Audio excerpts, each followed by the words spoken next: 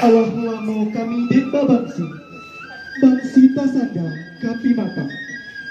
Allah lamo kami dema nanti, kini rombongan Allah datang. Nanti kinilah datang sarato pangirangannya. Sanang di hati indah tabedo, sajok pikiran lapang di dado. Di etong kile jopioba, pundokan dong Allah malenggang. Di song-song sile juga lomba, tando orang Minang barale gadang.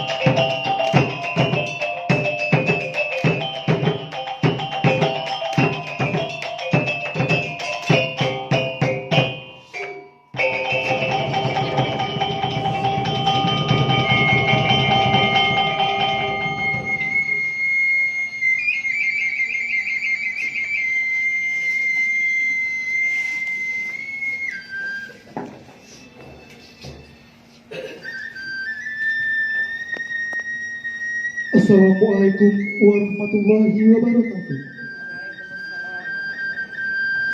Kepada Bapak Ketua DPD Persagi Provinsi Sumatera Barat dipersilahkan mengambil tempat.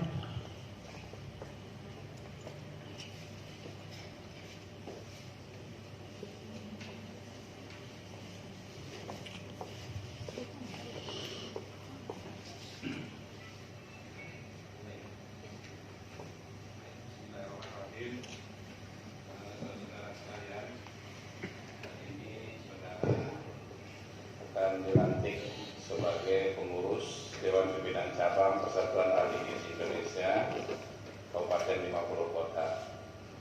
Oleh sebab itu, kami dari Dewan Pimpinan Daerah akan memberikan kewenangan dan tanggung jawab organisasi kepada saudara semua untuk dapat dilaksanakan dengan sebaik-baiknya dan bersungguh-sungguh serta penuh dengan tanggung jawab. Untuk itu, saudara, saya persilahkan untuk mengucapkan janji yang nanti akan saya sampaikan. Tolong diikuti apa yang akan saya sampaikan untuk semuanya. Saya berjanji.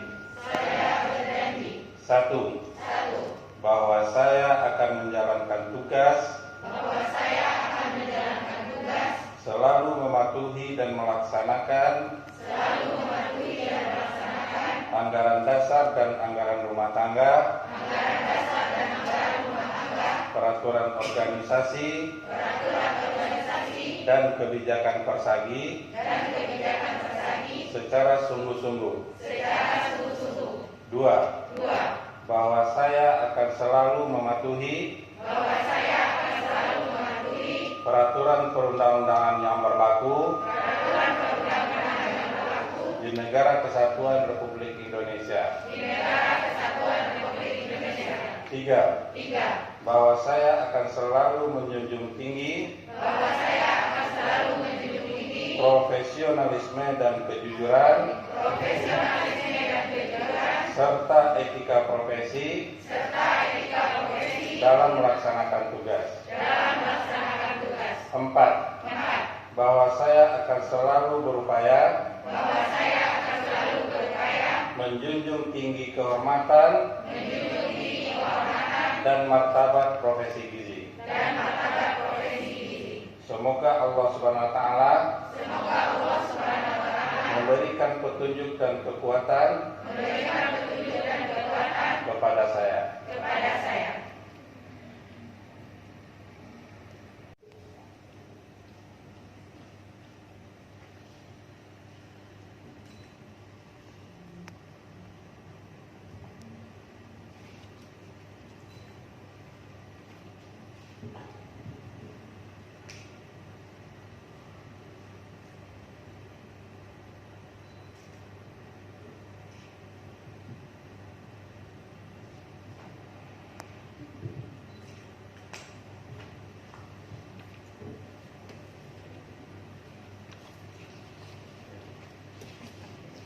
Kepada Bapak dipersilakan untuk kembali ke tempat. Kepada pengurus yang telah dilantik dapat kembali ke tempat masing-masing.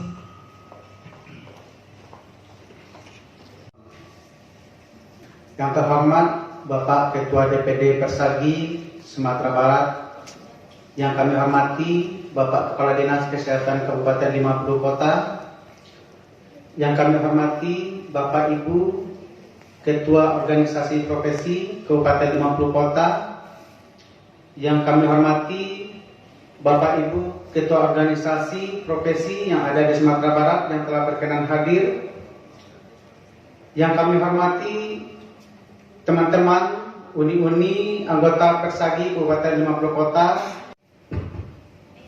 Bismillahirrahmanirrahim. Assalamualaikum warahmatullahi wabarakatuh. Alhamdulillahirabbil alamin. Shalatu wassalamu ala asyrafil anbiya'i wal mursalin wa ala alihi washabihi rasulillahi ajma'in. Asyhadu an la ilaha illallah wa asyhadu anna Muhammadan abduhu wa rasulullah nabiyya ba'da. Yang terhormat Bapak Kepala Dinas Kesehatan Kabupaten Mojokerto, yang terhormat Ketua Dewan Pembinaan Cabang Persatuan Ahli Gizi Kabupaten Mojokerto, baik mantan maupun yang baru dilantik, ya, Bu Dian dan Pak Aris. Yang terhormat teman-teman dari organisasi profesi cabang Mojokerto, dan dari Hakli dari IBI, Tekwil, dari IAKMI, dari IDI, dari PPNI, ya, dari apa lagi, PDGI, ya, BGI. Organisasi profesi ini sebetulnya tujuan kita ini di dalam organisasi itu cuma dua secara garis besar. Ya, yang pertama adalah untuk membantu pemerintah kita gitu ya, secara bersama-sama bekerja untuk menyelesaikan masalah-masalah kesehatan, khususnya masalah gizi yang ada di wilayah kita. Yang kedua adalah untuk membantu anggota juga untuk bisa keluar dari masalah-masalahnya, karena banyak juga masalah-masalah yang ada di anggota kita yang harus kita selesaikan, karena mereka tidak mampu menyelesaikan masalahnya sendiri. Nah, disitulah kita harus hadir sebagai organisasi profesi. Dalam konteks yang pertama, untuk menyelesaikan permasalahan yang dihadapi oleh pemerintah kita, dalam hal ini adalah Pak Kepala Dinas Kesehatan, seperti yang sudah disampaikan tadi, ya tentu saja kita memang harus lebih fokus kepada penanggulangan masalah-masalah gizi, khususnya penanggulangan masalah stunting yang sekarang ini menjadi primadona ya. Stunting kok jadi primadona? Padahal stunting itu kan suatu masalah gitu ya. Jadi sebetulnya rencana aksi nasional RAN-PASTI itu mungkin sudah pernah kita dengar semua ya. RAN-PASTI itu adalah rencana aksi nasional penanggulangan stunting, ya, di mana di situ banyak kegiatan-kegiatannya. Kalau kita lihat perpresnya adalah Perpres nomor 72 tahun 2021 ya, kalau nggak salah, atau 2020. Di situ tuh ada 5 kegiatan-kegiatan yang sebetulnya bisa dilaksanakan oleh tenaga-tenaga gizi yang ada di daerah ya. Nah, seperti yang disebutkan oleh Pak Kepala Dinas tadi, yang terakhir itu yang kelima ada yang disebut dengan audit stunting namanya. Jadi tugas kita di dalam membantu pemerintah, khususnya di organisasi profesi nih Pak. Jadi sebetulnya keterlibatan organisasi profesi itu di dalam penanggulangan masalah stunting itu memang dari hulu sampai ke hilir ya. Tetapi sekarang ini seperti yang Bapak sampaikan tadi, ada Maya Murni yang terlibat di dalam audit stunting ya, mana Maya ya. Nah, ini sudah pernah kita berikan kemarin pendalaman materi ini ya, kebetulan saya sendiri yang jadi narasumbernya waktu itu ya, untuk bisa melakukan audit stunting itu secara bersama-sama dengan IDI, dengan IDAI, dengan IBI, ya, dengan POGI dan lain sebagainya. Ya, jadi tujuannya adalah ya, stunting itu tidak akan bisa diselesaikan apabila kita tidak tahu permasalahannya, faktor penyebab masalahnya apa. Nah, disitulah kita turun untuk mengaudit. Ya. Ya, selama ini mungkin kenapa kok stunting itu pergerakannya itu lambat, karena kita tidak melihat akar permasalahannya apa gitu. Ya, permasalahannya apa A, tetapi intervensinya B, C, D tidak kena dia, sehingga perlu dilakukan audit secara spesifik, secara individual ke dalam rumah tangga dan individu. Jadi nanti intervensinya tentu beda-beda ya di setiap individu itu sendiri. Ya, jadi di situ tugas kita sebagai tenaga gizi, ya, khususnya di dalam profesi gizi. Ya, nah kita ini kan kami ini tenaga gizi ini ada di beberapa lokasi tempat bekerja, ada yang di rumah sakit, ada yang di dinas, ada yang di puskesmas, ya, dan ada juga yang di swasta. Jadi, tapi intinya tetap tugas kita itu adalah bagaimana kita bisa menurunkan permasalahan gizi yang ada di wilayah kita. Kemudian yang kedua, tugas kita di organisasi profesi itu bagaimana kita bisa membantu anggota kita keluar dari masalahnya. Ya, kemarin itu banyak sekali. Kalau ke DPD itu banyak sekali permasalahan-permasalahan yang datang ke sekretariat itu.